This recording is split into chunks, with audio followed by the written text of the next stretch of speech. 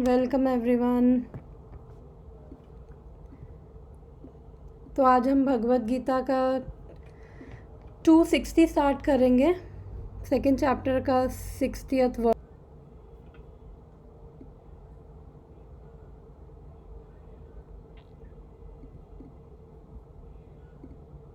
Okay, तो जो ये सेक्शन है हमारा, ये है लास्ट सेक्शन है सेकंड चैप्टर का, और इसमें हम स्थित प्रज्ञा के बारे में बात कर रहे हैं। स्थित यानी फिक्स, प्रज्ञा यानी इंटेलिजेंस, यानी कि जिसकी इंटेलिजेंस किस में है, डिवाइन कॉन्शियसनेस है, भगवान में फिक्स है, वो है स्थित प्रज्ञा। तो अर्जुन ने ये सेक्शन शुरू होता है 253 से लेकर 272 तक, ये लास्ट फिफ्थ सेक्शन है हमारा। तो अर्जुन ने इससे पहले जब भगवान बुद्धि योगा के बारे में बता रहे थे, तो अर्जुन ने 4 क्वेश्चन भगवान से पूछे थे। उसमें से पहला उसने क्वेश्चन पूछा था कि जो ये स्थित प्रज्ञा है उसके सिम्टम्स क्या है, यानी उसके क्या लक्षण है, कैसे हम उसको पहचानेंगे, जो हम ऑलरेडी डिस्कस कर चुके हैं। उसके बाद दूसरा उसने क्वेश्चन पूछा था, ये उसने क्वेश्चन 54 श्लोक में ही पूछे थे, 54th श्लोक में पूछे थे, और इसके आंसर भगवान ने आगे दिए हैं। ये 55 में भगवान ने बताया उसके क्या लक्षण हैं, 56 में बताया भगवान ने वो कैसे बोलता है, 56 और 57 में जो हमने देखा था कि बोलने का मतलब भी क्या होता है हम डिस्कस कर चुके हैं। अब हमने 50, उसके बाद हमने 58 59 में देखा था कैसे वो हाउ डज ही सिट मतलब कि कैसे वो अपने आप को रेगुलेट करता है, कैसे वो कंट्रोल करता है। इतनी टेम्पटेशंस हैं तो उसके बावजूद भी वो कैसे अपने आप को रेगुलेट कर रहा है, कैसे अपने आप को कंट्रोल कर रहा है। फिर ये लास्ट क्वेश्चन है 64 से 71।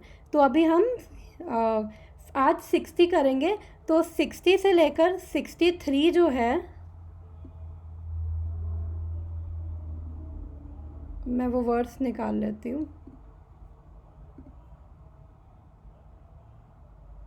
ओके, तो अभी हमने पिछले सेक्शन में देखा था 59 और 58 और 59 में वो कैसे अपने आप को रेगुलेट करता है, कैसे अपने आप को इतनी टेम्पटेशंस बाहर होने के बाद भी वो कैसे अपने आप को कंट्रोल कर पा रहा है, जो स्थित प्रज्ञा है। अब 60 से 63 में भगवान बताएंगे कि जो कृष्णा कॉन्शियस नहीं है, यानी कि जो भक्ति में नहीं है, वो कितने ईजिली उनका फॉल डाउन हो जाता है। जैसे अर्जुन और वो भगवान ये भी बताएंगे कि हम अगर इमेच्योरली कोई डिसीजन लेते हैं, जैसे अर्जुन वो सोच रहा था कि मैं ना लड़के मैं जंगल चला जाऊंगा और वहाँ पे मैं ज्ञान और मेडिटेशन प्रैक्टिस करूँगा। तो बेसिकली उसका क्या एम था, he was trying to avoid fighting and its apparent sinful reactions. मतलब अर्जुन सोच रहा था कि अगर मैं जंगल चला जाऊंगा और वहाँ पे मैं लड़ाई नहीं करूँगा तो मुझे पाप नहीं लगेगा, फिर मैं वहाँ पे ज्ञान और मेडिटेशन करूँगा। तो एक्चुअली भगवान अब वो बताएंगे कि अगर हम इमेच्योरली, अगर हम उस प्लेस पे नहीं हैं और हम इमेच्योरली क्या कहते हैं वो डिसीजन लेते हैं कोई, तो उसके क्या नुकसान है। तो हम आज 60 श्लोक रीड करते हैं, वापस आते हैं, फिर ओके वो नेक्स्ट टाइम देखेंगे। ये मेरी वीडियो बंद कैसे होगी? ओके, नहीं हो रही,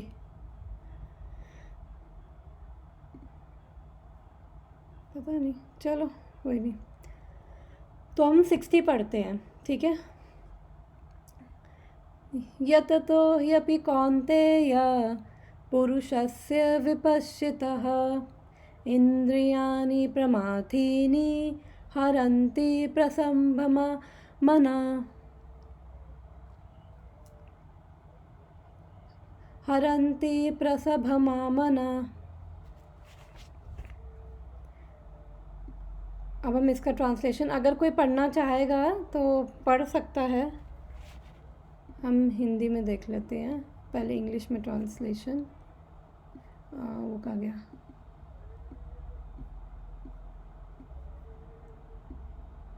टेक्स्ट 60 खोल लेते हैं हिंदी में भी।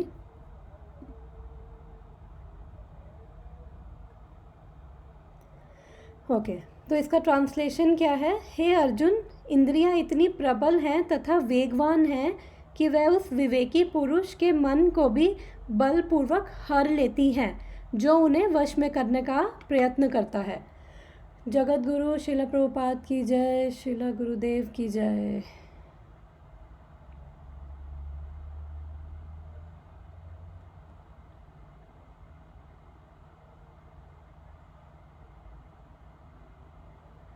Okay, Hare Krishna.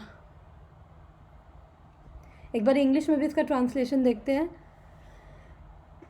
The senses are so strong and impetuous, O Arjuna, that they forcibly carry away the mind even of a man of discrimination who is endeavoring to control them. अब हम इसका purport पढ़ते हैं, श्लोक पढ़ते हैं पहले, फिर इसको समझने की कोशिश करेंगे।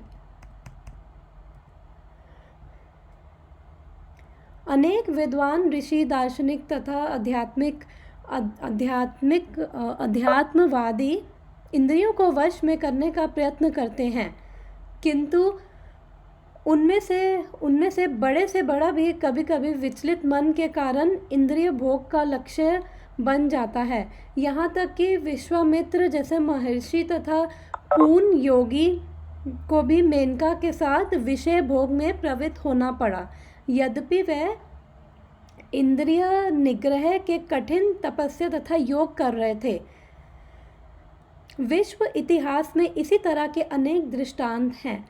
अतः पूर्णतः कृष्ण भावना भावित हुए बिना मन तथा इंद्रियों को वश में कर सकना अत्यंत कठिन है। मन को कृष्ण में लगाए बिना मनुष्य ऐसे भौतिक कार्यों को बंद नहीं कर सकता। मन को कृष्ण में लगाए बिना मनुष्य ऐसे भौतिक कार्यों को बंद नहीं कर सकता। परम साधु तथा भक्त यमुनाचार्य ने एक व्यवहारिक उदाहरण प्रस्तुत किया है। वह कहते हैं, जब से मेरा मन भगवान कृष्ण के चरणावृंदों की सेवा में लग गया है और जब से मैं नित्य नव दिव्य रस का अनुभव करता रहता हूँ, तब से स्त्री प्रसंग का विचार आते ही मेरा मन उधर से फिर जाता है और मैं ऐसे विचार पर थू करता हूँ। कृष्णा भावनामृत इतनी दिव्य सुंदर वस्तु है कि इसके प्रभाव से भौतिक भोग स्वतः नीरस हो जाता है। यह वैसा ही है जैसे कोई भूखा मनुष्य प्रचुर मात्रा में पुष्टिदायक भोजन करके भूख मिटा दे। महाराज अम्बरीश भी परम योगी दुर्वासा मुनि पर इसलिए विजय पा सके क्योंकि उनका मन निरंतर कृष्ण भावना भावित में लगा रहता था। कोई मुझे बताना चाहेगा इसका जो अभी हमने परपट पढ़ा है,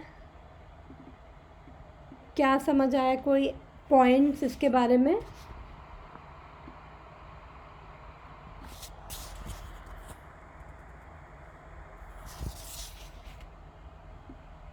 क्या मतलब म्यूट अनम्यूट करने की प्रॉब्लम हो रही है क्या? आज किसी का कुछ वो नहीं आ रहा। अगर बोल रहे हो तो आई थिंक मैं यहाँ से किसी को अनम्यूट नहीं कर सकती क्योंकि रिक्वेस्ट सेंड आ रहा है। आई थिंक जो पहले प्रॉब्लम हुई थी मैं म्यूट नहीं कर पा रही किसी को, अनम्यूट, सॉरी। खुद को ही अगर किसी को बोलना है तो आपको खुद को ही अनम्यूट करके बोलना पड़ेगा।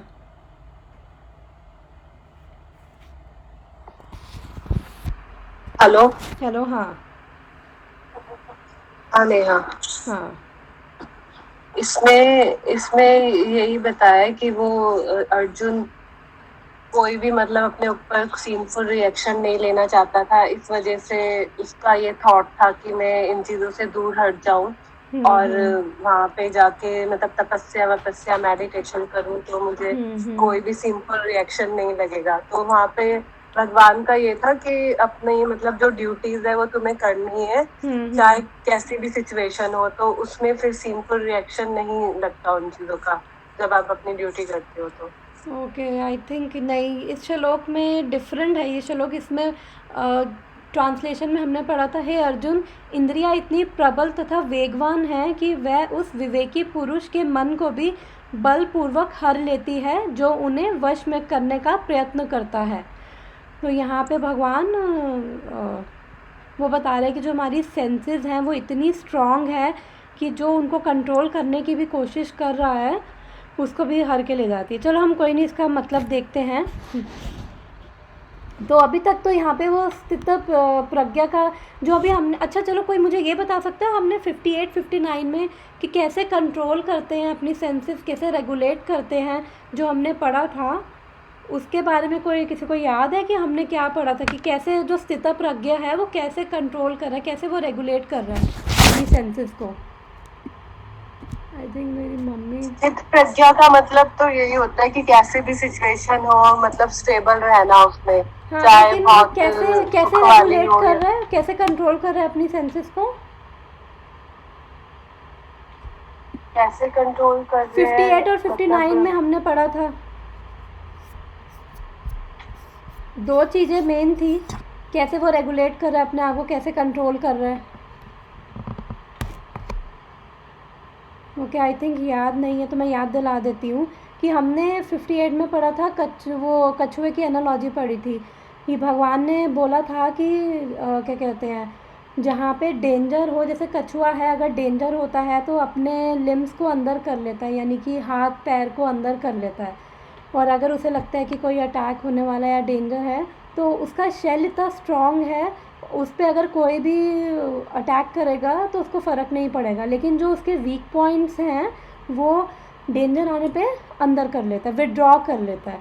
तो ऐसे ही भगवान ने 58 में बताया है कि अपनी सेंसेस को विड्रॉ करो, मतलब अपनी सेंसेस को, जो भी हमारे सेंस ऑब्जेक्ट्स हैं, इंद्रिय भोग के जो भी विषय हैं उनसे आप क्या कहते हैं खींचो। 59 में भगवान ने बताया कि आप आर्टिफिशियली नहीं कर सकते ये सब चीज़ें, कि हमने आज बैठ के सोचा कि ठीक है हम अगर हमें कोई बोले कि ठीक है ये अपना सब छोड़ दो, हम नहीं कर पाएंगे, तो फिर भगवान ने उसका एक वे बताया 59 में कि ये कैसे करो, क्योंकि अगर हम आर्टिफिशियली करेंगे तो एक तरह से वो एक टॉर्चर की तरह हो जाएगा। जैसे एग्जाम्पल में हमने पढ़ा था, एक पेशेंट है और डॉक्टर ने उसे 1 महीने के लिए मना किया है कि ये चीज़ें नहीं खानी, तो पूरा 1 महीना बस उसकी यही कॉन्शियसनेस रहती है कि अरे यार जल्दी से महीना बीते और मैं वो चीज़ें मैं फटाफट खा लूँ जो डॉक्टर ने मना कर रखा है। तो अभी क्या है कि पेशेंट ने आर्टिफिशियली अपने आप को कंट्रोल कर रखा है, जो उसके लिए थोड़ा टॉर्चर की तरह भी है।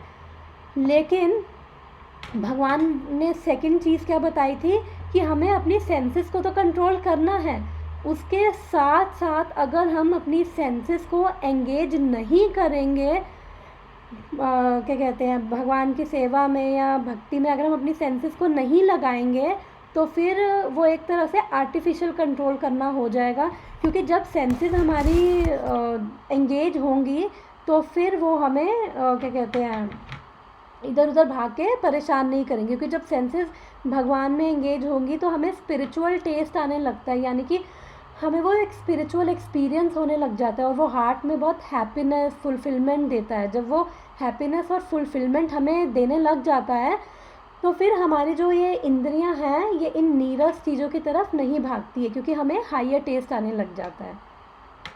पर लेकिन हम लोगों का केस थोड़ा सा डिफरेंट है, हम वो स्थित प्रज्ञा के लेवल पे भी नहीं है, हम बिल्कुल नियोफाइट लेवल पे हैं, नियोफाइट यानी बिगिनर लेवल पे हैं। तो अभी हम आज बात करेंगे कैसे, तो भगवान ने क्या बताया कि सेंसेस को कंट्रोल करने के साथ साथ हमें सेंसेस को एंगेज भी करना है। वो मैंने एक लास्ट टाइम पिक्चर दिखाई थी, हम मतलब अपने आँख मुंह नाक कान सब भगवान की सेवा में एंगेज कर रहे हैं, और हमने पिछली बार डिस्कशन भी किया था कैसे हमारा हर कर्म भक्ति भी हो सकता है, तो वो सब हमने डिस्कशन किया था। अगर किसी को सुनना हो तो वो वापस से मतलब मेरे चैनल पे जो रिकॉर्डिंग है आप जाके सुन सकते हो, राधा कृष्णा सेवा नाम का मेरा चैनल है, उसमें रिकॉर्डिंग जाके आप सुन सकते हो। तो हम आज के श्लोक पे आगे बढ़ते हैं।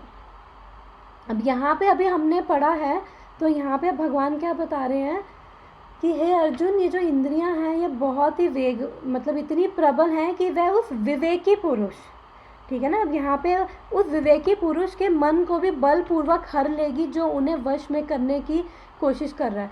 तो भगवान यहाँ पे एक तरह से वो बताना चाह रहे हैं कि जो एक्चुअली में, क्योंकि जब हम कृष्णा कॉन्शियसनेस में होंगे, जब हम भक्ति में होंगे, अपनी सेंसेस को एंगेज करेंगे, गुरु की सेवा करके, कृष्ण भक्तों की सेवा करके, कृष्ण की सेवा करके, तो फिर हमारी सेंसेस क्या कहते हैं कंट्रोल में आ सकती हैं। लेकिन अब भगवान यहाँ पे बता रहे हैं कि जो अगर कृष्णा कॉन्शियसनेस में नहीं है, फिर उस चाहे वो कितना भी विवेकी हो और कितने भी हाई लेवल पे हो, तो वो सेंसेस क्या है, बलपूर्वक इतनी स्ट्रांग है। तो हम इसके पीछे अपना रीज़न भी देखेंगे कि क्यों लेके जाती है। तो अभी हम जस्ट ये श्लोक पहले समझने की कोशिश करते हैं, फिर उसके बाद हम थोड़ा डिस्कशन में और उतरते हैं। तो यहाँ पे जो भगवान बात कर रहे हैं, क्या कहते हैं, यहाँ पे भगवान ने श्लोक में बोला है यत तो यपि कौन्तेय। यत तो यानी कि जो हम इतना प्रयत्न कर रहे हैं, जो इतना एंडेवर कर रहे हैं, पुरुषस्य विपश्चिता। विपश्चिता का मतलब है विवेक से युक्त। कि यहाँ पे भगवान कोई नॉर्मल ऑर्डिनरी की बात नहीं कर रहे हैं, हम जैसों की बात नहीं कर रहे हैं, यहाँ पे उस विवेकी पुरुष की बात कर रहे हैं। मतलब वो उसकी बात कर रहे हैं जिसके अंदर इतनी डिस्क्रिमिनेशन करने की पावर है कि क्या सही है और क्या गलत है, उसकी बात कर रहे हैं। और वो भगवान ये कह रहे हैं कि उसके लिए भी क्या है, इंद्रियानी प्रमाथिनी। इंद्रियानी जो इंद्रियां हैं, मतलब उसके लिए भी जब इंद्रियां उत्तेजित हो जाती हैं, हरंती प्रसभमा मना, तो जब उसकी इंद्रियां भी उत्तेजित हो जाती तो वो उसको बलपूर्वक, उस इंसान को भी बलपूर्वक खींच के ले जाती है। मतलब अगर हम अपनी बात करें, हम लोग तो चलो ठीक है, फिर भी हम एक्चुअली में सेंस ग्रेटिफिकेशन क्या है, ये थोड़ा समझने के बाद हम सेंस ग्रेटिफिकेशन वाले टॉपिक पे आएंगे कि एक्चुअली में सेंस ग्रेटिफिकेशन क्या है, कहना क्या चाहते हैं यहाँ पे। तो जो भगवान यहाँ पे कह रहे हैं कि जो जनरली हम लोग नियोफाइट, जो बिगनर लेवल पे होते हैं, नियोफाइट यानी बिगनर लेवल पे, तो हम अपने जो भी इंद्रिय भोग है, सेंसेस को कैसे ग्रेटिफाई करना चाहते हैं। जो विकर्मी होते हैं वो क्या करेंगे, वो तो धर्म के विरुद्ध जाके भी जो उनको करना है वो करेंगे, अपने इंद्रियों का भोग करेंगे। और जो कार्मी हैं वो कैसे करते हैं, वो धर्म के अकॉर्डिंग करेंगे। जो 243 में भगवान ने बताया था कि उनको स्वर्ग चाहिए होता है, उनको लगता है ये स्वर्ग का सुख ही सबसे बड़ा है और इसके बियॉन्ड कोई हैप्पीनेस नहीं है। वो वेद वगैरह भी केवल इसीलिए ही फॉलो कर रहे हैं कि उनको केवल इंद्रियों का सुख चाहिए, उनको केवल अपना इच्छाएं पूरी करनी है।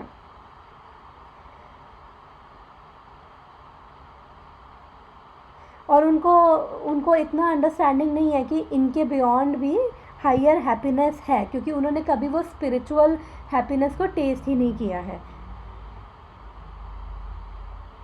अब यहाँ पे जिनकी बात हो रही है, विवेकी पुरुष जो भगवान ने लिखा है, मतलब वो उस लेवल पे हैं कि वो समझ सकते हैं हम कि क्या डिफरेंस है सोल और क्या कहते हैं, सोल और मैटर और टेम्परेरी के, मतलब सोल और जो टेम्परेरी है, एटर्नल और टेम्परेरी के बीच में क्या डिफरेंस है।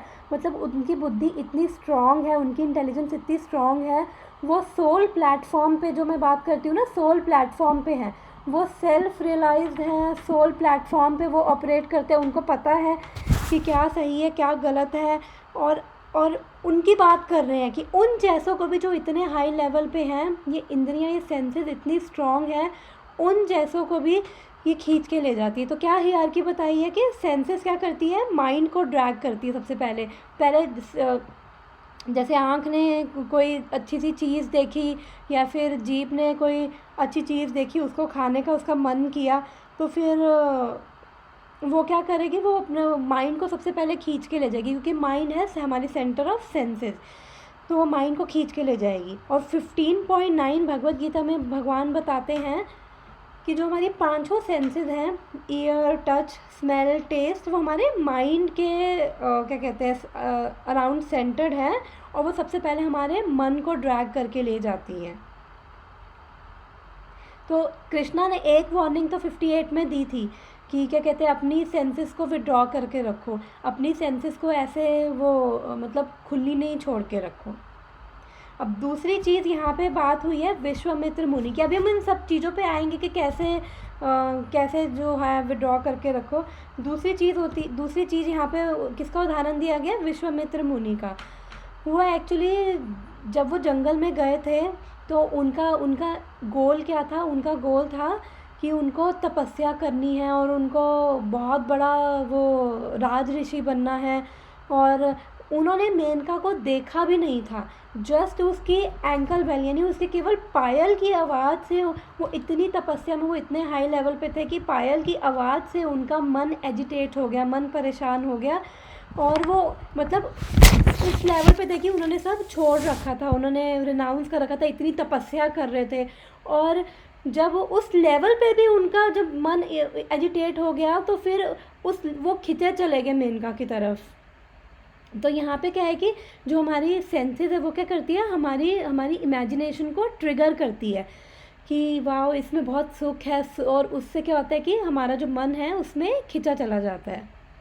तो प्रभुपाद ने 59 में बोला था विषय विनिवर्तन्ते निराहारस्य देहिना, ये वाले श्लोक में बोला था कि कैसे हम क्या कहते हैं, वहाँ पे हायर टेस्ट की बात कर रहे थे कि जब हमारी सेंसेस भगवान की सेवा में लगेंगी, जब वो हायर टेस्ट एक्सपीरियंस करेंगी तो उसके बाद अपने आप वो लोअर टेस्ट चले जाएंगे। और फिर यहाँ पे यमुनाचार्य जी का भी एग्जाम्पल दिया गया है। यमुनाचार्य जी जो हैं वो बहुत बड़े आचार्य हुए हैं। तो वो कह रहे हैं कि जब भी स्त्री प्रसंग का विचार आता है मेरा मन उधर से फिर जाता है और मैं ऐसे विचार पर थू करता हूँ। मतलब जनरली यहाँ पे बोला था ना कि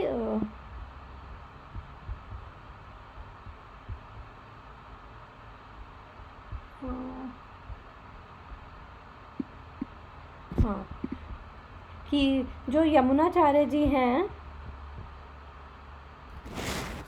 मतलब इसका वो एक तो बहुत बड़े आचार्य हैं, बहुत बड़े भक्त हैं एक तो इसका मतलब जब उन्होंने बोला है कि जब मेरे को मतलब स्त्री के साथ इंजॉय करने का, जब मेरे को अगर ऐसा दिमाग में थॉट भी आता है तो मैं उस पर आई स्पिट ऑन दैट थॉट, मैं उस सेक्सुअल प्लेजर पे भी मैं थूकता हूँ। यानी कि जो इस संसार के हिसाब से जो लोगों को लगता है कि सबसे बड़ा प्लेजर है, तो यहाँ पे यानी कि यमुनाचार्य जो क्या कहते हैं प्लेजर फील कर रहे हैं, जो हैप्पीनेस फील कर रहे हैं कृष्णा कॉन्शियसनेस में, यानी कि वो उससे भी ऊपर है। तो इससे हम एक्चुअली में पता लगा सकते हैं कि मतलब वो जो कृष्णा कॉन्शियसनेस में जो हमें भक्ति में भगवान की सेवा में लग के जो भी स्पिरिचुअल टेस्ट या स्पिरिचुअल हैप्पीनेस फील होती है, तो वो कितनी ऊंची होगी, कितने ऊंचे लेवल की होगी। तो एक तरह से वो ऐसा हो गया ना कि जब मेरा पेट बिल्कुल भरा हुआ है, उसके बाद मेरे आगे 56 भोग भी रखे हुए हैं, तो मैं उन 56 भोग के पास नहीं, मैं 56 भोग मेरा खाने का भी मन नहीं करेगा। तो ऐसे ही जब मैं ऑलरेडी मेरे अंदर इतनी हैप्पीनेस है, ऑलरेडी इतनी फुलफिलमेंट है, ऑलरेडी इतनी मेरे अंदर कंटेंटमेंट है, तो फिर मैं इन सब चीज़ों के पीछे तो फिर मैं नहीं जाऊंगी, क्योंकि जब मेरे अंदर वो अकेलापन, वो मेरे अंदर वो सब चीज़ें नहीं चल रही होंगी, फ्रस्ट्रेशन, तो मेरे को ये मेरी सेंसेस जो हैं ऑलरेडी फुलफिलमेंट एक इतनी फुलफिलमेंट फील कर रही होंगी, तो फिर मेरी सेंसेस इधर उधर नहीं भागेंगी। ठीक है ना। तो अब हमारे और जो एडवांस डिवोटीज़ हैं उनमें क्या फ़र्क है। एडवांस यानी कि जो बिल्कुल सीरियस हैं, सिंसियर हैं, उनमें क्या है कि जैसे कोई थॉट आता है तो उनकी जो बुद्धि है डिस्क्रिमिनेट कर पाती है कि ये इसके अंदर उनको इंडल्ज करना है इस चीज़ में या नहीं करना है। और ये नैनो सेकेंड्स में होता है, ऐसा नहीं कि वो बैठ के एनालिसिस करते हैं, ये उनकी बुद्धि ऐसे ऑटोमेटिकली चलती है। और वो हमारा जो रिस्पॉन्स होता है, उनका जो रिस्पॉन्स है वो कम्प्लीटली डिफरेंट होता है। जब भी वो किसी चीज़ को देखते हैं तो उनके अंदर वो थॉट आती है, वो एकदम से क्या कहते हैं अटैचमेंट नहीं उनके अंदर वो डेवलप होने देते, तो वो उसी लेवल पे, क्योंकि अभी 62 63 में पढ़ेंगे कि कैसे माइंड इतना एजिटेट होता है। हम कुछ सोचते हैं, फिर उसके बाद हमारी अटैचमेंट हो जाती है, फिर हमारी वो नीड नहीं पूरी हो पा रही होती तो हमें गुस्सा आने लग जाता है। वो सब अभी हम पढ़ेंगे, वो 62 63 बहुत अच्छे श्लोक है। तो फिर वो लोग क्या करते हैं कि जो ये सिंसियर डिवोटीज़ हैं वो डिफरेंट वे में रिस्पॉन्ड करते हैं। उनकी बुद्धि इतनी जल्दी सोच लेती है ये नहीं है ठीक, और वो वहाँ से उस थॉट से उस विचार को फीड नहीं करते हैं, तो उसके बाद उससे वो हट जाते हैं। लेकिन जो अभी बिगनर्स होते हैं वो लोग क्या करेंगे, कभी वो येस कह पाएंगे और कभी वो नो कह पाएंगे। कभी वो देखेंगे अच्छा कोई देख तो नहीं रहा है, और ठीक है कोई नहीं देख रहा तो चलो मैं ये काम कर लूँ। उनको मतलब हम भूल जाते हैं कि एक्चुअली भगवान हमें हमेशा देख रहे हैं, ठीक है ना। तो वो अपने माइंड को जो भी थॉट्स आती है वो थॉट लेवल पर ही वो सब चीज़ों की उनकी प्रोसेसिंग हो जाती है। और क्या कहते हैं, जो इमोरल थॉट्स होती है उनको कैप्चर करके उनको ड्रैग करके नहीं ले जाती हैं, और वो मटेरियलिज्म से डिवोशनल लेवल पर ऑलरेडी पहुंच जाते हैं, हर टाइम पे होते हैं। तो इससे उनको जब उनकी सेंसेस इधर उधर नहीं भागेगी, वो उनकी इतनी जल्दी प्रोसेसिंग हो जाएगी तो उनकी सेंसेस भी इधर उधर नहीं भागेगी, ठीक है ना। उनको वो डिस्क्रिमिनेट कर पा रहे हैं कि रियलिटी और इल्यूजन के बीच में क्या फ़र्क है, ठीक है। तो अब हम थोड़ा समझते हैं इस एक्चुअली में जो ये जब हम कहते हैं सेंस ग्रेटिफिकेशन क्या है, इंद्रिय भोग क्या है, तो एक्चुअली में इंद्रिय भोग हम क्यों करते हैं, क्योंकि हमारी इच्छाएं होती हैं कुछ। तो हमारे शास्त्र जो भगवत गीता है वो हमें एक तरह से भगवान क्या है रिकमेंडेशन दे रहे हैं, हमें गाइडलाइंस दे रहे हैं कि हमें ये करना है ये नहीं करना है, और ये करना है तो ये कैसे करना है। भगवान हमें बता रहे हैं कि कैसे हमें क्या कहते हैं, अगर हम कृष्णा कॉन्शियसनेस में रहेंगे हर समय। कृष्णा कॉन्शियसनेस का मतलब जब हम कुछ भी कर रहे हैं हमें भगवान का, हम कृष्ण से जोड़ कर रहे हैं तो वो कृष्णा कॉन्शियस है, और अगर हम कुछ भी कर रहे हैं अगर हम उसे माया से जोड़ कर रहे हैं तो हम माया कॉन्शियसनेस में हैं। तो हम हर टाइम एक्चुअली में माया कॉन्शियसनेस में ही रहते हैं। तो यहाँ पे हमारे शास्त्र तो बताते हैं कि हमारे मतलब जो इच्छाएं हैं और इच्छाओं की वजह से ही हम इंद्रिय भोग में जाते हैं। तो अब हमें जो क्या कहते हैं देखना चाहिए कि जो हमारी इच्छाएं हैं, अगर हम थोड़ा सटल लेवल पे थोड़ा डीप लेवल पे जाके अगर हम इसके बारे में बात करें कि क्या अंदर प्रोसेसिंग चलती हैं। जो हमारी इच्छाएं हैं वो हमारी सर्टन नीड्स होती है, उनकी वजह से जो हमारी इच्छाएं आती हैं, हमारी कुछ नीड्स यानी हमारी ज़रूरतें।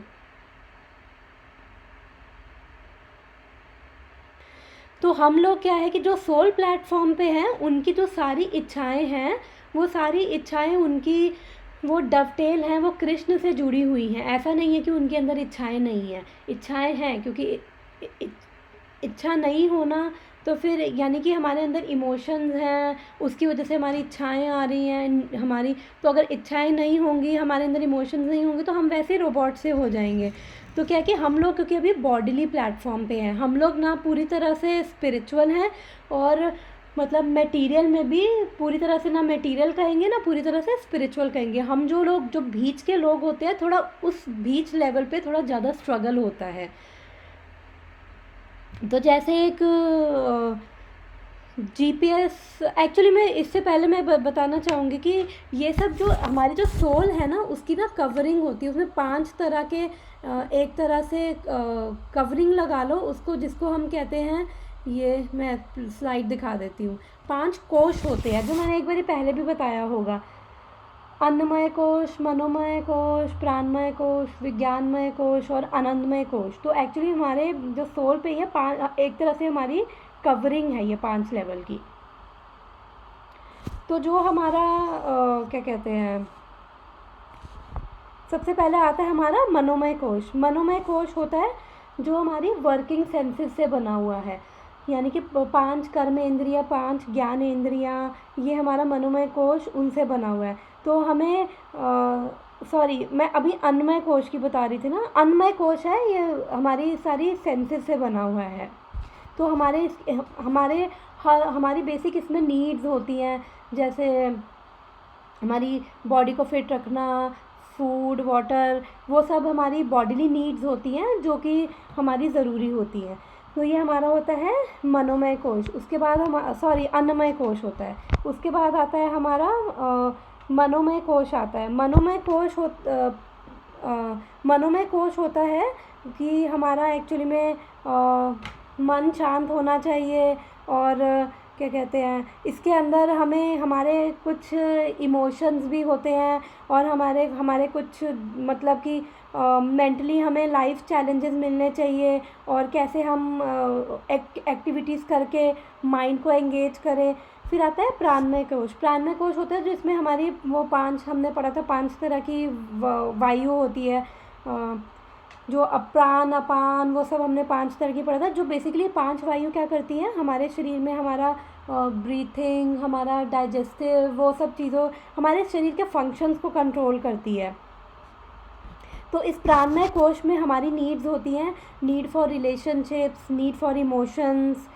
और उसके बाद आता है हमारा विज्ञानमय कोश। विज्ञानमय कोश की भी नीड्स होती हैं। तो जब ये मतलब मटेरियल साइड, एक्चुअली जो हमारी इंटेलेक्चुअल नीड्स, हमारी जब हम मटेरियल साइड पे होते हैं तो हमें ये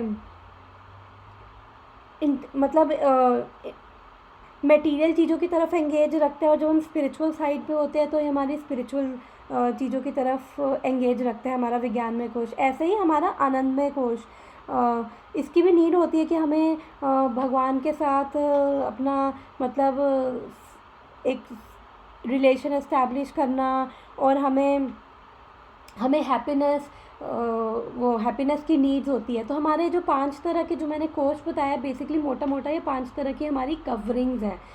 तो इन सब 5 तरह की कवरिंग्स में हमारी बेसिक नीड्स होती हैं। तो ये जो मैंने ये डायग्राम दूसरा दिख रहा है, तो ये तो क्या कहते हैं, इकोनॉमिक्स में भी हमने पढ़ा होगा।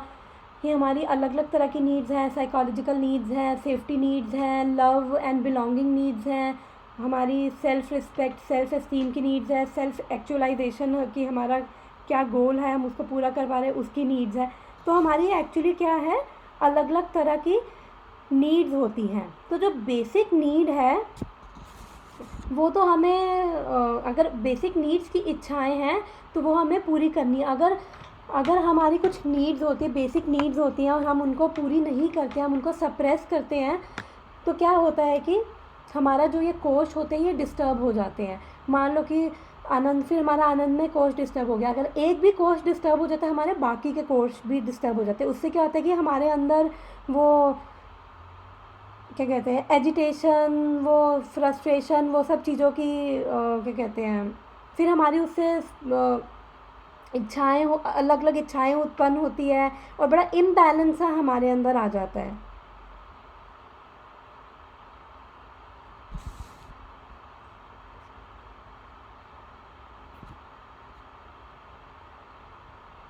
ओके, एक सेकेंड बस, मैं 2 मिनट मोबाइल चेक कर रही हूँ। तो प्रॉब्लम क्या है, प्रॉब्लम नीड्स को सेटिस्फाई करने में नहीं है, प्रॉब्लम है कि हम उसको किस तरह से सेटिस्फाई कर रहे हैं, अपनी जो हमारी नीड्स है।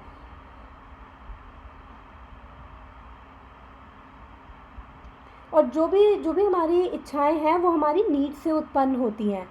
तो जैसे हमारी बेसिक नीड्स हैं, हमारी फूड, वाटर, एयर, हमें सेफ्टी चाहिए, तो ये सब नीड्स हमें अपनी पूरी करनी है। अब जैसे लव और बिलोंगिंग भी, ये भी हमारी नीड है। तो हम चाहते हैं कि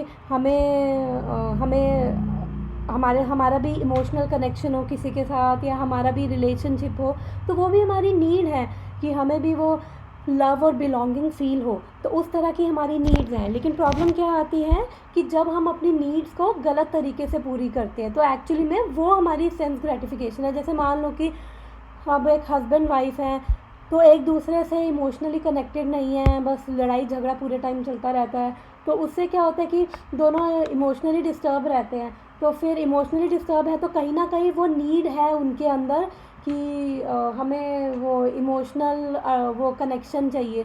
तो फिर वो एक्स्ट्रा मैरिटल अफेयर वो शुरू हो गया उनका, वो सब चीज़ें। तो फिर उससे क्या है, हमारे फिर वही कर्म बंधने लग जाते। तो जब भी हमारी जो इच्छाएं होती हैं, हमें उसको देखना है कि इच्छाओं के नीचे हमारी एक्चुअली में नीड क्या है, और हम जो भी मेरी नीड है वो मैं कैसे धार्मिक वे में, मतलब मैं कैसे प्रॉपर वे में मैं उसको फुलफ़िल कर रही हूँ। ये जो हम अभी थोड़ा बहुत मैं इसको टच कर रही हूँ। जो मैंने बताया था कि जो हम कर्मा के बारे में, कार्मिक हीलिंग, कार्मिक बॉन्डेज, और क्यों ये हमारे इतनी बॉन्डेज होती है, और उसको हम कार्मिक बॉन्डेज की वजह से हमारी इतनी सफरिंग आती है लाइफ में।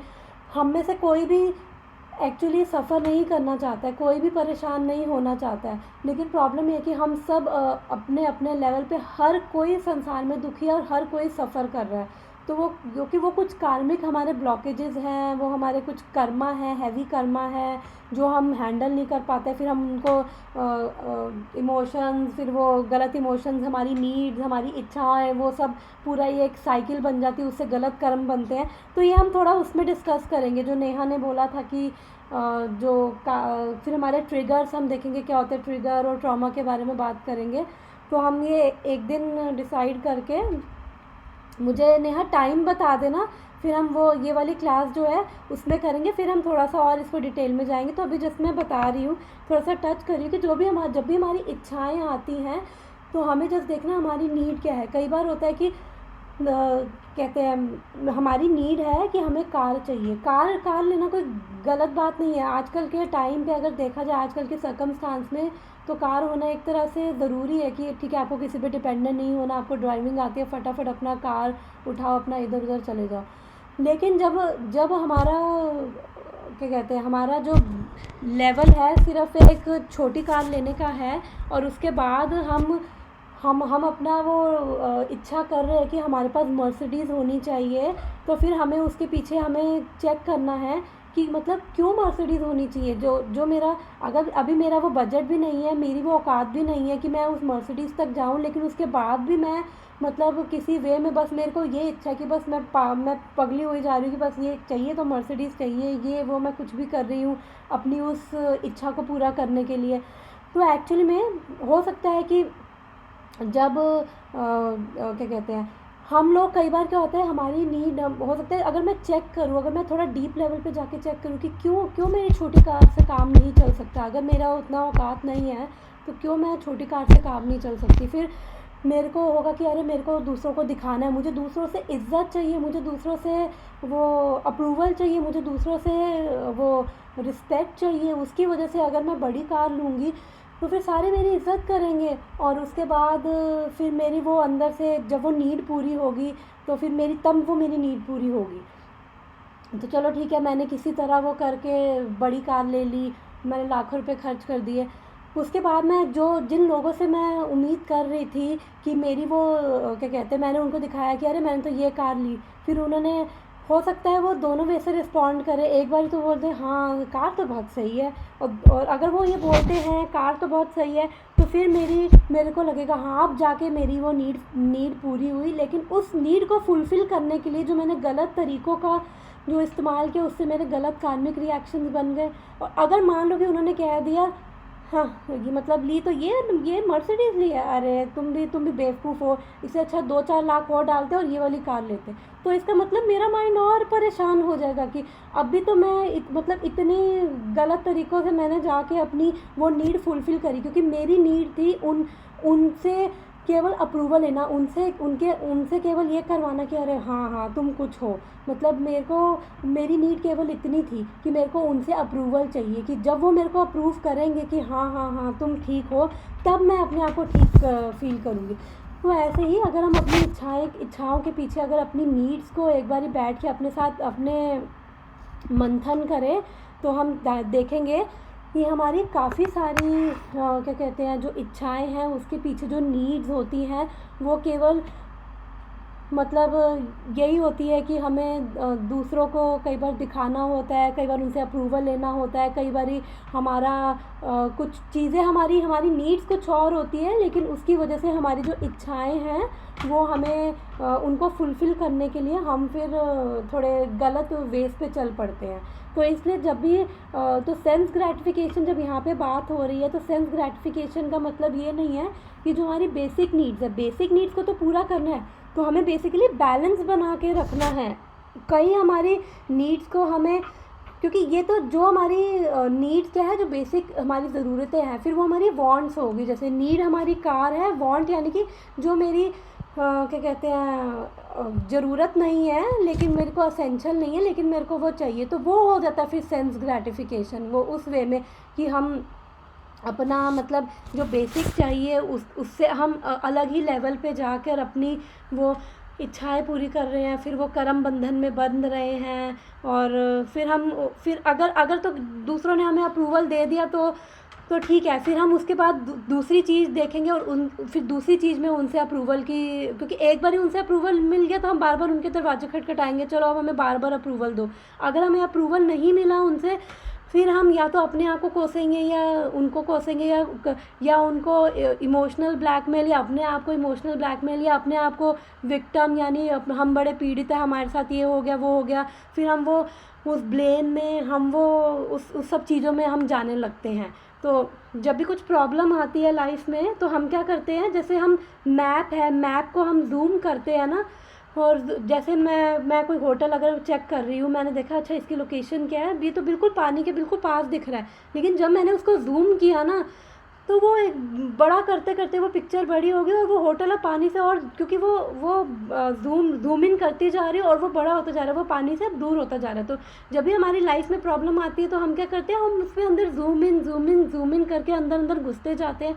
जब हम अंदर घुसते जाते हैं फिर हम अपना वो उसी एक कुएं में जाके उसी वो ब्लेम साइकिल, कभी हम विक्टिम बन जाएंगे, कभी कुछ फिर वो हमारे कर्मा, फिर हम जिस गुण में होंगे फिर हमारे वो कर्मा बनते रहते हैं। और फिर हमारे बैगेजेस, हमारे पिछले बैगेजेस की वजह से भी हमारा जो अभी माइंड की जो पोजीशन है वो हमारा कार्मिक पिछले कर्मा और वो उन सब की वजह से भी हमारा माइंड की वही वो होती है। फिर बाय डिफ़ॉल्ट हम वही सब कर रहे होते हैं और फिर हम अपनी इच्छाएं फिर हम कहेंगे, फिर एकदम से फिर जब स्पिरिचुअल लाइफ में आएंगे तो स्पिरिचुअल लाइफ में भी यही करेंगे। अभी तक तो अभी दूसरे लोगों को अपनी नीड्स को पूरी करने के लिए दूसरे लोगों के दरवाजे खटखटा रहे थे, फिर हम भक्तों के साथ वो जो अभी दूसरे लोगों के साथ करें फिर हम भक्तों के साथ वो करने लग जाते हैं। तो इसलिए हमें ये अपने आप में एक्चुअली में बहुत बड़ा टॉपिक है, तो मैं इसको बहुत शॉर्ट करके बता रही हूँ और आज हम केवल इतना ही श्लोक पढ़ेंगे क्योंकि ऑलरेडी मतलब मेरे यहाँ पे 9:30 हो गए हैं, तो अब मैं थोड़ा क्लास ख़त्म करने के मूड में हूँ। तो हम अगर जब अपना वो कर्मा वाला करेंगे या फिर इसको अलग से कभी किसी दिन लेकर हम ये नीड्स के बारे में हम और इन सब चीज़ों को एक अलग से डिस्कस कर सकते हैं। तो अभी मोटा मोटा ये समझ लो, जब भी जो भी हमारी इच्छाएं होती हैं तो हमें एक्चुअली में चेक करना चाहिए कि हमारी उसके अंदर नीड्स क्या है। और कई बार तो हमारी जो बॉडी है वो भी हमें जब हमारे अंदर इमोशंस आते हैं तो हमारी बॉडी भी, चलो ये बाद में डिस्कस करेंगे, लंबा हो जाएगा। तो फ़िलहाल के लिए आई थिंक इतना ही बहुत है कि जब हम अपनी इच्छाओं को देखेंगे तो जैसे अब शराब पीना जो है, वो जो शराबी है उसकी नीड नहीं है, वो उसकी वांट्स में आएगा। वो मतलब वो शराब पी रहा है, उसको आदत लग गई है, पर उसकी नीड कुछ और हो सकती है। जैसे मान लो कि अब मैं स्ट्रेस में हूँ तो मैं क्या करूँगी, मैं सोचूँगी चलो मैं शॉपिंग करने चली जाऊँ, तो मेरी वो नीड नहीं है, शॉपिंग करना मेरी नीड नहीं है।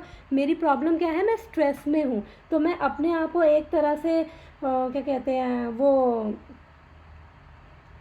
अपनी थोड़ा सा अपने आप को जो जैसे मैं बोलती हूँ अपने आप को थोड़ा सा नम करने के लिए, थोड़ा सा सुन करने के लिए, चलो अब मैं ये शॉपिंग कर लेती हूँ। फिर शॉपिंग कर ली, फिर वापस से मेरा स्ट्रेस आ गया, फिर मैं कहती हूँ चलो जाके अब एक सिगरेट फूका, तो सिगरेट और वो सब शॉपिंग और सिगरेट मेरी कोई मतलब, फिर मेरी उससे इच्छाएं बन गई, अब सिगरेट की इच्छा हो गई, अब उससे मेरी शॉपिंग की इच्छा होगी, जबकि मेरी वो दोनों नीड नहीं थी, मेरी नीड कुछ और थी, मेरे अंदर कुछ नहीं। तो हमें बैलेंस करना है कि धार्मिक वे में कैसे हमें अब एक डेलिकेट बैलेंस बना के रखना है कि मुझे किसको येस कहना है, किसको नो कहना है। तो अपनी नीड्स को देखना है कि एक्चुअली में मेरी उस इच्छा के पीछे मेरी नीड क्या है।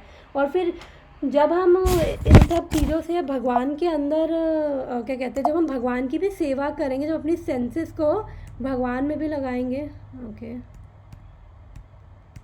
जब हम अपनी सेंसेस को भगवान में लगाएंगे, भक्तों की सेवा करेंगे, और उस वे में जब हम अपनी सेंसेस को लगाएंगे तो उससे भी क्या होता है कि हमारी जो नीड्स हैं वो भी फुलफ़िल होने लग जाती है। तो बेसिकली जब भी हमारी इच्छाएं कुछ होती है तो हमें अपनी नीड्स देखना है और उसके अकॉर्डिंगली हमें डिसाइड करना है कि इसको फुलफ़िल करना है या नहीं करना है। तो एक बारी फटाफट इसको वो रिवाइज़ कर लेते हैं। भगवान यहाँ पे बता रहे हैं सेंसेस बहुत स्ट्रॉन्ग है और वो फोर्सफुली खींच के ले जाएंगी, माइंड को ड्रैग करके ले जाएंगी। तो अगर तो माइंड यहाँ पे भगवान की सेवा में एंगेज नहीं है, और तो उसको, अगर माइंड एंगेज नहीं है तो वो इधर उधर सेंस ग्रेटिफिकेशन में भागेगा, क्योंकि जब हमारा मन परेशान होता है, हमारे अंदर वो इमोशनल डिस्टर्बेंस होती है, हमारे अंदर अकेलापन होता है और फलाना ढमकाना जो भी चीज़ें होती है, तो हमारा मन इधर उधर भागता है। तो जब हम भगवान की सेवा में लगाते हैं तो हमें हमें क्या होता है कि फिर हमारा जो हम डिपेंडिंग ऑन हम किस लेवल पर हैं, तो हमें क्या है कि महाराज एक रामापदा स्वामी महाराज एक लिमिनल स्पेस की बात करते हैं कि लिमिनल स्पेस होता है कि जैसे अभी मैं इस साइड पे खड़ी हूँ और मुझे पहुँचना ऊपर है, तो मैं अभी इधर हूँ लेकिन मुझे पहुँचना ऊपर वाले लेवल पे है। तो मैं अभी जिस भी लेवल पे खड़ी हूँ तो मैं एक्चुअली उसको एक्सेप्ट करूँ कि हाँ मैं इस लेवल पे हूँ, हाँ मेरा टारगेट है ये लेवल यहाँ तक पहुँचना। तो एक्चुअली में उससे क्या होता है कि जैसे अब हमारी हम अब जैसे हमें शास्त्र तो बताते हैं कि अपनी इंद्रिय तृप्ति मत करो, बिल्कुल ठीक बोल रहे हैं, क्योंकि जब हम इंद्रिय तृप्ति करते हैं तो ये नहीं मटेरियल टेम्परेरी चीज़ों में हमारा मन लगा रहता है, हमारी कॉन्शियसनेस इन्वेस्ट रहती है, और हमारा पूरा फिर वो हमारे कर्म आगे वो पूरी साइकिल वो सब आगे कर्म बंधते जाते हैं और हमारी फिर सफरिंग आती जाती है। तो लेकिन अगर मैं एक एग्जांपल का देखें, मान लो कि मैं एक मूवी हॉल में जा रही हूँ, ठीक है ना। अब वहाँ पे मूवी हॉल में जा रही तो मुझे वहाँ के हिसाब से गाइडलाइंस फॉलो करनी पड़ेगी। वहाँ पे बोला है कि आपको कि बाहर का फूड अलाउड नहीं है। तो अब ठीक है, बाहर का फूड अलाउड नहीं है और मेरी जेब में उतने पैसे नहीं है कि मैं अंदर से वो ख़रीद के खा सकूँ। तो अगर कोई ऐसे करके चलते, ठीक है बाहर का फूड अलाउड नहीं है आपको, वो अपनी गाइडलाइन दे रहा है कि आपको बाहर का फूड नहीं खाना है मूवी हॉल के अंदर, ठीक है। तो हम जाके बैठे, मान लो कि किसी को ब्लड शुगर हो, तो जिनको थोड़ा ब्लड शुगर लेवल हाई हो जाता है, फिर उनको बहुत तेज भूख लगती है, उनको कंट्रोल नहीं होता है, उनको प्रॉब्लम शुरू हो जाती है। तो ऐसे ही फिर वो जाके बोलेंगे अरे यार ये क्या है, मूवी देखना भी एक मुसीबत बन गया। ऐसे ही हमें लगता है कि अगर मेरे को पता है कि अगर किसी को पता है कि ब्लड शुगर उसका ठीक नहीं है, उसे अगर मूवी देखनी है तो उसको घर से पहले खा पी के जाना चाहिए। उसको पता है कि हॉल में जाके नहीं खा सकता, बाहर का फूड नहीं अलाउ करेंगे। ऐसे ही हमें अपना लेवल देखना है कि हमारा क्या लेवल है, और हमें उस लेवल के अकॉर्डिंगली हमें अपने आप को एंगेज करना है, हमें एक्सेप्ट करना है कि हमारा लेवल अभी ये है और मुझे इस लेवल पे पहुंचना है। अभी मैं इस लेवल पे हूँ तो मेरे को, क्योंकि हम सेंस कंट्रोल कैसे करेंगे जब मेरे पास गोल होगा एक, क्योंकि जब शास्त्र बोल रहे हैं कि आप सेंस कंट्रोल करो, क्यों करूँ मैं, मेरे को तो नहीं करनी। जब मेरे पास गोल होगा, मेरे पास गोल क्या है, कृष्ण भक्ति, लेकिन वो तो टॉप मोस्ट गोल है कि कृष्ण भक्ति करनी, लेकिन उससे पहले मुझे छोटे छोटे अपने गोल्स बनाने पड़ेंगे कि अच्छा मेरे को एक बेबी स्टेप्स लेने हैं, मुझे यहाँ पे पहुँचना है, मेरा टारगेट है कि मुझे यहाँ पे पहुँचना है, लेकिन मैं अभी अपने करंट लेवल के हिसाब से मैं क्या बेबी स्टेप्स लूँ, मैं क्या।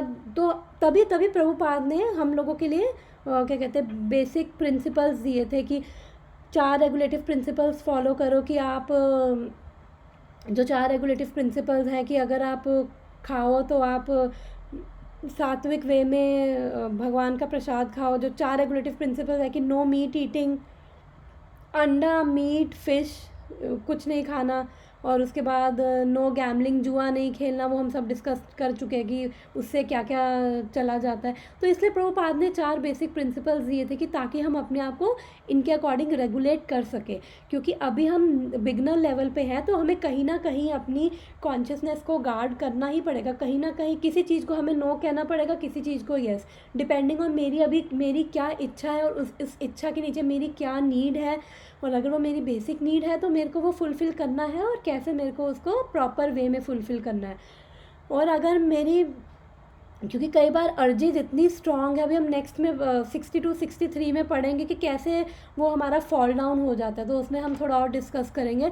और यहाँ पे महाराज अम्बरीश की फटाफट स्टोरी बता देती हूँ कि ये जो महाराज अम्बरीश थे ये बहुत बड़े क्या कहते हैं भक्त थे, और ये राजा थे पूरे एक तरह से वर्ल्ड के।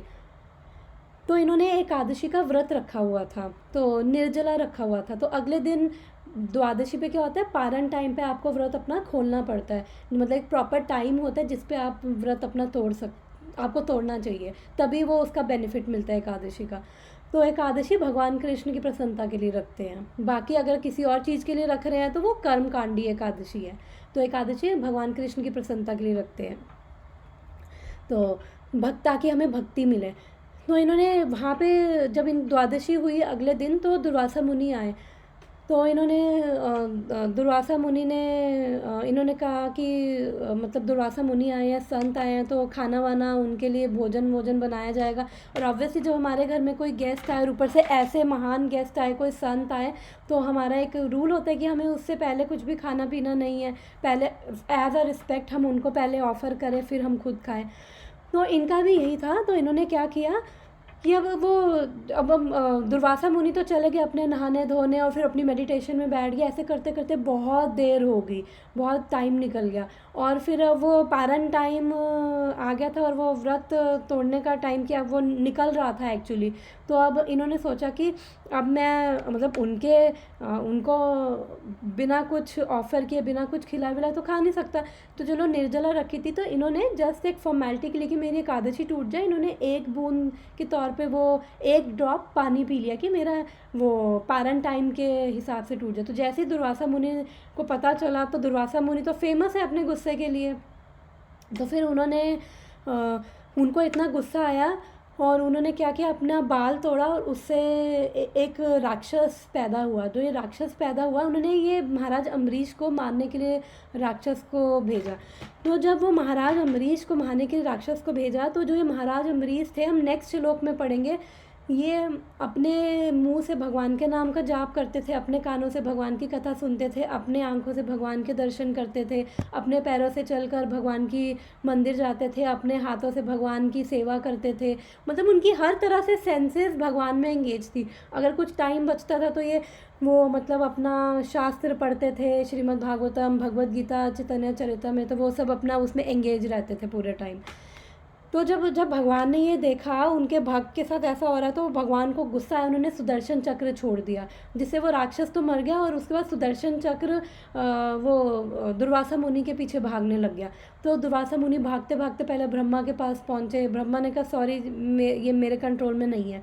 फिर शिव जी के पास पहुँचे, शिव जी ने कहा सॉरी, मेरे कंट्रोल में नहीं है, मैं इसमें अब कुछ नहीं कर सकता। फिर फाइनली वो विष्णु के पास पहुँचे। वो विष्णु ने कहा कि तुमने मेरे जिस भक्त को ऑफेंड किया, यानी जिसके प्रति अपराध किया, तुम उसके पास वापस जाओ, वही तुम्हें केवल क्षमा कर सकता है। फिर जब वे महाराज अम्बरीश के पास गए, तो महाराज अम्बरीश तो बहुत ही हम्बल थे, उन्होंने कहा नहीं आपको माफ़ी मांगने की ज़रूरत नहीं है। फिर उन्होंने भगवान से प्रार्थना करी कि मैं आपसे प्रार्थना करता हूँ इनको कुछ ना हो। तो वो फिर कुछ नहीं हुआ। तो मतलब एक तरह से अगर हम देखें तो वर्ण और आश्रम में, वर्ण क्या होता है, ब्राह्मण, क्षत्रिय, वैश्य, शूद्र, तो वो ब्राह्मण थे। आश्रम क्या है, ब्रह्मचारी, गृहस्था, वानप्रस्थ और सन्यास, तो वो ब्राह्मण और सन्यासी थे। तो यानी वर्ण और आश्रम में दोनों में वो महाराज अमृत से कितने ऊंचे थे, लेकिन स्टिल उनकी जो सेंसेस थी, उनको गुस्सा आता था, उनकी सेंसेस थी उनके कंट्रोल में नहीं थी। इतने हाई लेवल पे होने के बाद भी उनकी सेंसेस कंट्रोल में नहीं थी, तभी तो उनको एकदम से गुस्सा आ गया, माइंड एजिटेट हो गया और महाराज अम्बरीश को उन्होंने श्राप दे दिया। तो ऐसे ही अगर वो बता रहे भगवान कि इतने ऊंचे लेवल पे जाकर भी अगर आप हो और अगर आप कृष्ण भक्ति में नहीं हो तो उसका कोई फ़ायदा नहीं है। आप कभी ना कभी, क्योंकि हम फिर मेंटल प्लेन पर ही होते हैं, भले ही वो कॉन्शियसनेस बहुत ऊंची है, तो जब माइंड एजिटेट होता है तो वापस से हमारा फॉल डाउन हो जाता है। तो महाराज अम्बरीश थे, वो तो बल्कि वर्ण और आश्रम में उनसे बहुत नीचे थे, लेकिन वो भगवान के इतने बड़े भक्त थे, वो हर तरह से भगवान की सेवा में थे, इसीलिए उनकी जो सेंसेस थी उनके कंट्रोल में थी। तो इसलिए जब हम अपने माइंड को भगवान की सेवा में करते हैं, हम अपने लेवल से, ऐसा नहीं है कि हम अब बस बैठ जाएं 24 घंटे, मतलब अपने लेवल से धीरे धीरे हम जहाँ पे हैं, अगर हम 1 माला का जाप कर रहे हैं तो हम एटलीस्ट थोड़ा बढ़ा के 2 माला का जाप करें, या फिर एटलीस्ट रूटीन बना लें कि वो 1-2 माला भी हमारी रेगुलर हो रही है। और हम कोशिश करें कि एटलीस्ट जब अगर हम नहीं भगवान का प्रसाद खा पाते, तो हम कोशिश करें कि एटलीस्ट जितने टाइम हम घर में हैं, हम सात्विक तरीके से बना के भगवान को प्रसाद बना के खाएंगे, क्योंकि जैसा अन्न वैसा मन। मन कैसा होता है, जैसा अन्न खाएंगे। तो तो हम जब भी हमारे पास समय हो, हम एटलीस्ट जो यहाँ पे हम हफ्ते में केवल एक दिन 1 घंटे के लिए मिलते हैं, और एक ही श्लोक पिछले कितने टाइम से, पिछले 1 साल से हमें हमारा भी सेकंड चैप्टर ही ख़त्म नहीं हुआ है। हम एक एक श्लोक कर रहे हैं क्योंकि वो सेकंड चैप्टर बड़ा है, सेकंड लार्जेस्ट चैप्टर है भगवत गीता में, 72 श्लोक है, तो 18वां चैप्टर इससे भी बड़ा है। तो सेकंड चैप्टर बड़ा है, तो अभी तक हमारा सेकंड चैप्टर नहीं ख़त्म किया हमने, क्योंकि हम एक श्लोक पढ़ते हैं। हम अभी तो अपने आप को डोज दे रहे हैं, लेकिन फिर बाकी बाकी के 6 दिन हम अपने आप को कैसे डोज देंगे? तो हमें एक रूटीन बनाना चाहिए कि एटलीस्ट चाहे एक पेज पढ़ें, हम आदत तो डालें। और अगर हम पढ़ रहे हैं, अगर कुछ प्रॉब्लम है तो आप मुझसे पूछ सकते हो, या फिर आपको जो भी लगता है भक्त हैं उनसे पूछो, या मेरे से कभी भी पूछ सकते हो, मोस्ट वेलकम। कोई भी अगर भगवत गीता श्रीमद् भागवतम नहीं पढ़ी जाती तो प्रभुपाद की छोटी छोटी किताबें हैं, एटलीस्ट एक एक पेज डेली हमें पढ़े, ताकि जब हमें वो डोज मिलती रहती है ना, हमारी सेंसेस, हमारा माइंड है ना, वो थोड़ा सा पटरी पे रहते हैं। तो जब हम हफ्ते में एक दिन मिलेंगे और उसके बाद जब हम मिलते हैं तो पीछे का वो पूरा गोल होता है, हमारा पता ही नहीं होता चल क्या रहा है, तो मेरे को हर बार वो बताना पड़ता है, ये चल रहा है, वो चल रहा है। एटलीस्ट जो हम इस हफ्ते में पढ़ रहे हैं, एटलीस्ट हम वो श्लोक ही केवल पीछे वाले केवल पढ़ ले। और जो भी हमें एक बनाए, रूटीन बनाए कि हम एटलीस्ट एक पेज ज़रूर पढ़ें, चाहे हम श्रीमद् भागवतम का पढ़ें, भगवत गीता, या कोई भी प्रभुपाद की छोटी छोटी इतनी किताबें हैं वो श्रीमद् भागवतम भगवत गीता से उठा के बनाई गई हैं, तो हम उनको पढ़ें। हम भगवान के नाम का जाप करें, हम भक्तों की सेवा करें। हम ऑफिस जा रहे हैं, हम हर काम कर रहे हैं, तो हम हर काम जब कर रहे हैं तो हमें अपना जो ये स्पिरिचुअल वो है, हमें उसको, हमारी दो तरह की ड्यूटीज़ हम पढ़ के आए हैं, स्पिरिचुअल और मटेरियल ड्यूटीज़ हम कर रहे हैं, उसको भी हम स्पिरिचुअल वे में कर सकते हैं। और हमें अपनी स्पिरिचुअल ड्यूटीज़ का भी हमें ध्यान रखना है कि हमारी स्पिरिचुअल ड्यूटीज़ भी हम अच्छे से पूरी करें। तो हम कोशिश करें कि एटलीस्ट दिन में हम कुछ ना कुछ एक्टिविटीज़ करें। हमें भक्तों का संग इसलिए तो चाहिए होता है कि जब हम भक्तों का संग करते हैं तो हमें वो मोटिवेशन आता है कि हमें पढ़ने का, जब हमें चीज़ें समझ आती है, हमें पीछे प्रोसेस पता चलते हैं कि क्या है, और वो सब चीज़ें, तो हमें भक्त मोटिवेट करते हैं, उनसे भक्ति मिलती है।